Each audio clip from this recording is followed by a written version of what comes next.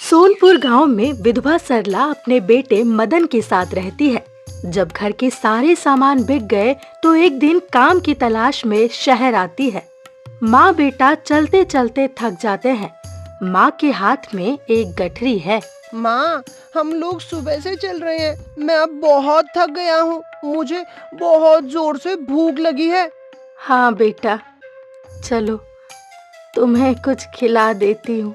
वहाँ देखो माँ, एक ढाबा दिख रहा है। लेकिन क्या तुम्हारे पास पैसे हैं? हाँ, बस वाले को भाड़ा देने के बाद मेरे पास 35 रुपए बचे हैं।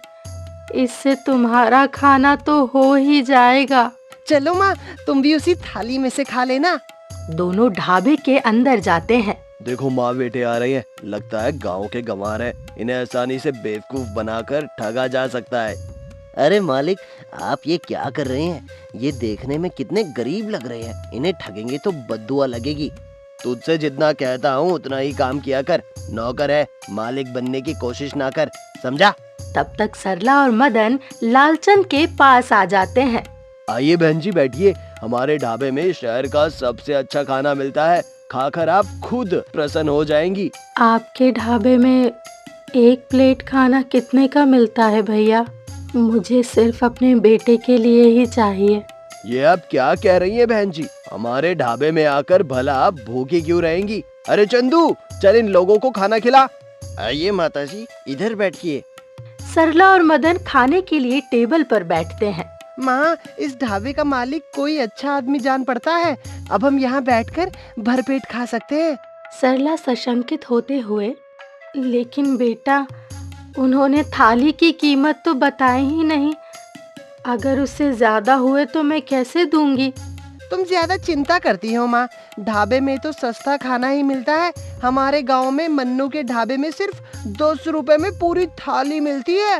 तभी चंदू 2 थालियों में खाना लेकर आता है। अरे ओ चंदू, बहन जी को मिठाइयाँ भी खिलाओ और हमारे यहाँ के स्पेशल कुल्फी खिलाना मत भूलना। ठीक है मालिक। सरला और मदन खाना खा लेते हैं। चंदू बिल लेकर आता है। बिल कितने का हुआ बेटा? माताजी, 270 रुपए। इतना महंगा? मैंने तो सेठ जी से थाली की कीमत पूछी थी, लेकिन उन्होंने बताया ही नहीं। हमारे पास तो इतने पैसे नहीं हैं। अब हम कहाँ से देंगे? तभी लालचंद वहाँ आ जाता है। क्या बात है बहन जी, आप नाराज लग रही हैं? भाई साहब, आपने पहले थाली की कीमत बताई नहीं। मेरे पास इतने पैसे नहीं हैं। क्या बात कर रही हैं बहन जी? जब पैसे नहीं थे फिर ढाबे में खाने क्यों आई? मालिक, कभी किसी की मजबूरी हो सकती है। इनके पास जितने पैसे हैं उतने ही ले लीजिए। तू बीच में मत बोल चंदू, ऐसे तो मेरा ढाबा ही बंद हो जाएगा। मैंने मुफ्त में खिलाने का सदा व्रत नहीं खोल रखा है। तभी लालचंद की नजर उस गठरी पर पड़ती है जिसे सरला ने हाथ में रखा हुआ है। इसमें क्या छुपा रखा है बहन जी? इसमें पीतल की हांडी है। अच्छा, तो फिर आप यही दे दीजिए ना, मैं इससे ही काम चला लूंगा। भाई साहब, ये मेरे पुरखों की अंतिम निशानी है। मैं इसे कैसे दे सकती हूँ? आप रोइए मत माताजी, आपके पैसे मैं चुका दूंगा। आप लोग जाइए। लेकिन बेटा, तुम मेरे पैसे क्यों चुकाओगे? ठीक है माताजी, आप इसे उधार समझ लीजिए। जब आपके पास होंगे तो आप यहाँ आकर मुझे दे दीजिएगा।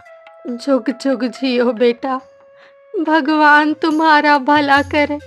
मैं तुम्हारे पैसे जरूर चुका दूंगी। सरला और मदन वहाँ से चले जाते हैं। नालायक, ये तूने क्या किया? इतनी अच्छी चीज हमारे हाथ आ रही थी जो तेरी वजह से आते आते रह गई। बहुत दयावान बनता है ना। चल तू भी निकल जा मेरे ढाबे से। ठीक है मालिक, आप मेरे हिसाब कर दीजिए। मैं भी आपके साथ काम नहीं करना चाहता। ये ले, 270 काट कर तुम्हारा हिसाब सिर्फ 2730 निकलता है। चंदू पैसे लेकर ढाबे के बाहर निकल जाता है। सरला और मदन एक पेड़ के नीचे चबूतरे पर बैठे होते हैं। तभी वहाँ चंदू आ जाता है। माताजी, आप लोग यहाँ पर? हाँ बेटा, हम शहर में काम की तलाश में आए हैं। गांव में हमारे पास कुछ नहीं बचा। हम दोनों माँ बेटे यहाँ मेहनत मजदूरी करने की सोच रहे हैं। कहीं कुछ काम मिल जाता तो। लेकिन भैया तुम यहाँ कैसे? तुम तो ढाबे पर काम करते हो ना? मैंने वहाँ से काम छोड़ दिया है। लालचंद अच्छा इंसान नहीं है। लेकिन भैया तुमने तो काम छोड़कर अच्छा नहीं किया, अब तुम क्या करोगे? मेरे भाई, मुझे तो खाना बनाने के सिवा कुछ आता ही नहीं है। मैं सोच रहा हूँ कि एक छोटा मोटा ढाबा ही खोल लूँ, लेकिन मेरे पास इतने पैसे भी नहीं है। मेरी माँ भी बहुत अच्छा खाना बनाती है, हम सब मिलकर ढाबा खोल सकते हैं, क्यों माँ? ये काम अच्छा तो है, लेकिन सचमुच हमारे पास पूंजी कहाँ है? मेरे पास लगभग 5,000 रुपए है। मैंने कुछ बचा कर रखे थे, लेकिन इतने में काम कैसे चलेगा? माँ, हमारे पास तो पीतल की इतनी बड़ी हांडी है, क्या हम इसे बेच नहीं सकते?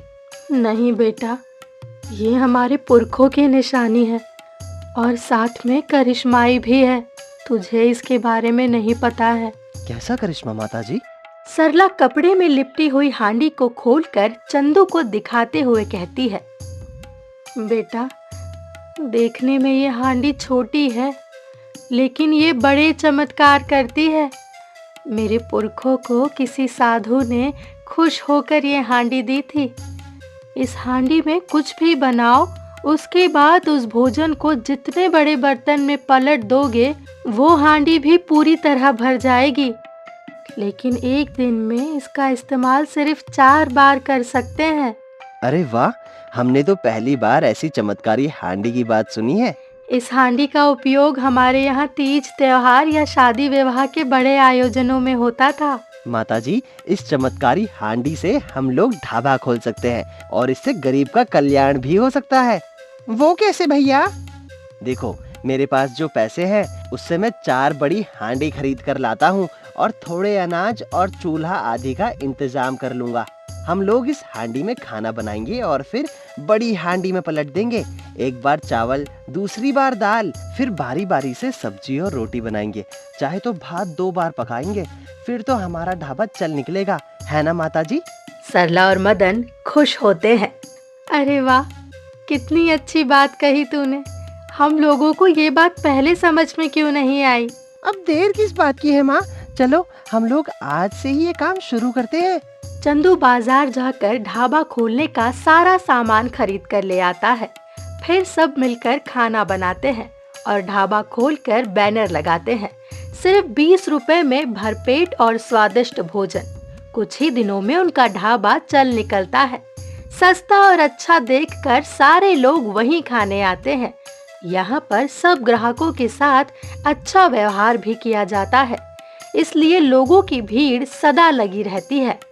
हालात ऐसे हो गए कि धीरे धीरे लालचंद का ढाबा वीरान हो गया। उसके बुरे बर्ताव और अड़ियल स्वभाव के कारण कोई वहां जाना नहीं चाहता था। अंत में लालचंद को अपना ढाबा बंद करना पड़ा। एक दिन लालचंद चंदू के ढाबे की तरफ से गुजर रहा होता है। उसे भूख लगी होती है, तो वहां लगी भीड़ देखकर वो भी अंदर चला जाता है और सोचता है कि यहाँ सस्ता खाना मिलता है। मेरे पास पैसे भी बहुत कम है, तो यहाँ भरपेट खाना खा सकता हूँ। सरला मालिक की जगह पर बैठी होती है। लालचंद को वहां आया देखकर वो उठकर उसके पास आती है। अरे भाई साहब, आप यहाँ? धन्य भाग्य हमारे। मदन बेटा, जा चंदू भैया से कह कि सेठ जी के लिए अच्छे अच्छे पकवान लेकर आए। मदन और चंदू सेठ जी के लिए ढेर सारे पकवान लेकर आते हैं। अरे माफ कर दीजिए बहन जी, हमसे बहुत बड़ी भूल हो गई, जिसकी सजा मैं भुगत रहा हूँ। मैं पूरी तरह से कंगाल हो गया हूँ। अपने परिवार का पालन पोषण करने के लिए मेरे पास पैसे नहीं है। मैं खुद काम की तलाश में भटक रहा हूँ। हम लोगों के रहते हुए आप भला काम के लिए क्यों भटकेंगे? हमारा ढाबा अब बहुत बड़ा हो गया है और हमें एक मैनेजर की जरूरत है। आप ये पद संभाल लीजिए। हाँ, इतना ध्यान रखिएगा कि सबसे प्यार से पेश आइएगा। गरीब हो या अमीर, सबका सम्मान करना चाहिए और भूखे को भोजन कराना हमारा धर्म होना चाहिए। हमें अब और शर्मिंदा मत कीजिए बहन जी। मैं बिल्कुल वैसा ही काम करूंगा जैसा आप चाहेंगे। वाह, ये हुई ना मालिकों वाली बात। चलिए मालिक, अब आप बैठकर पहले भरपेट भोजन कर लीजिए और उसके बाद अपना पद संभालिए। इस बात पर सभी मिलकर हंसते हैं।